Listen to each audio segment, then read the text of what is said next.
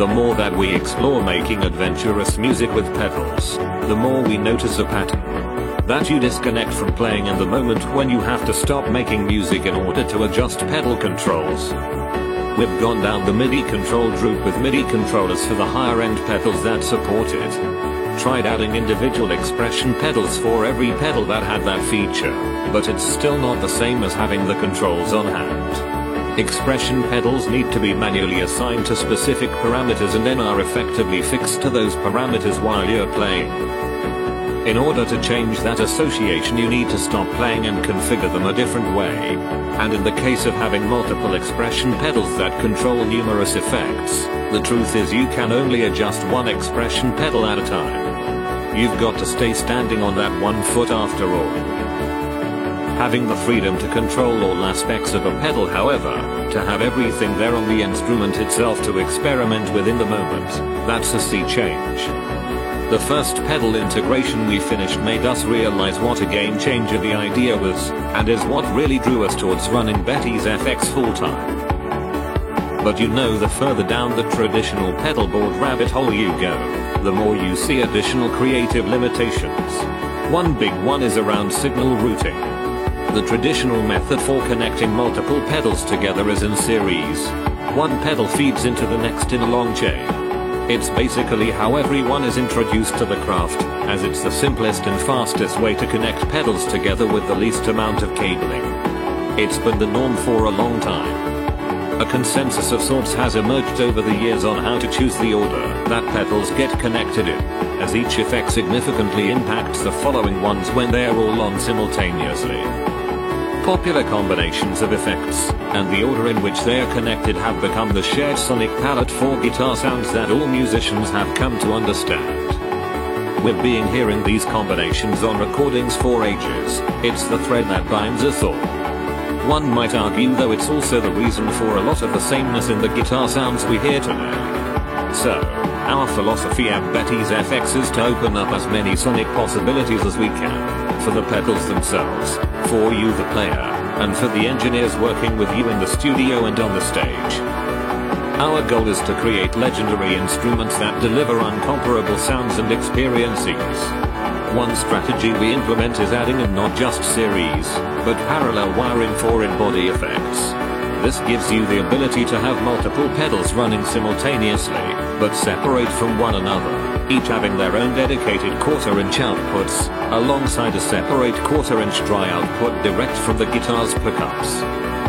You can plug these new connections straight into the board, or into two different amps, and have completely distinct soundscapes at your disposal.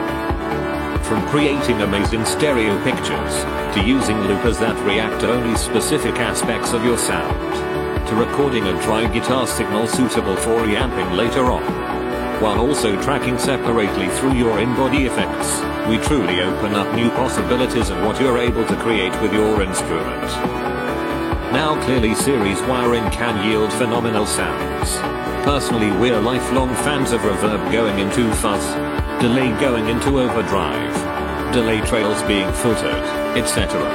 But to create even more options, we like adding a pedal order switcher toggle into every build, allowing you to change which effect flows into which effect on the fly. After all, fuzz into reverb versus reverb into fuzz is a completely different situation now, isn't it? To be able to experiment with different series combinations at the flick of a toggle is highly advantageous. We're also fans of installing a noise gate, straight from the pickup output. Having the noise gate permanently on at the beginning of the build also makes any subsequent delay and reverb trails as quiet as possible. Now, having said all that, there is such a thing as having too many knobs. We've come to realize that a smart pedal integration means sometimes removing redundant or unnecessary pedal features from an instrument's control surface. As there are less variables to contend with in a fixed build, you no longer need to adjust the same sort of knobs you would have before, namely individual effect output and mix levels. We now know, after all, which pickups will always be used, and what their output level and tonal characteristics will sound like. These variables no longer change, and that enables us to determine how best to configure gain, staging and mix ratios so that every possible combination of effects and settings work wonderfully together. As an example, if you have two different guitars, one equipped with humbuckers, the other with single coils, you'd likely notice a large output volume difference between the two. Humbuckers typically have higher output than single coils, and with overdrives or fuzz effects, you'd likely adjust pedal settings to compensate for the gain differences between guitars each time you switch instruments.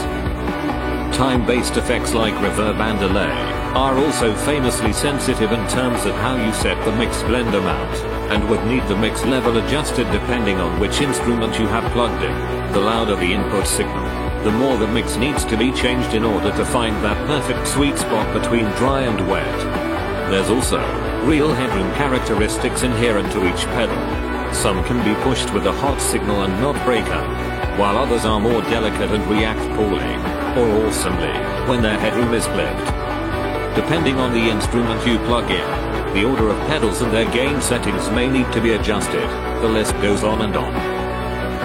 Knowing what every variable will be ahead of time gives us the opportunity to properly fine-tune the overall circuit to ensure unity gain levels no matter which effects you have on. This reduces the amount of knobs you need to contend with, and more importantly frees up valuable real estate space for the important knobs that you do want to contend with. You know what I mean. These are just some of the ways we customize pedal integrations to make them simpler and more bulletproof. The big idea to take away from all this though, is that it's all up to you in the end.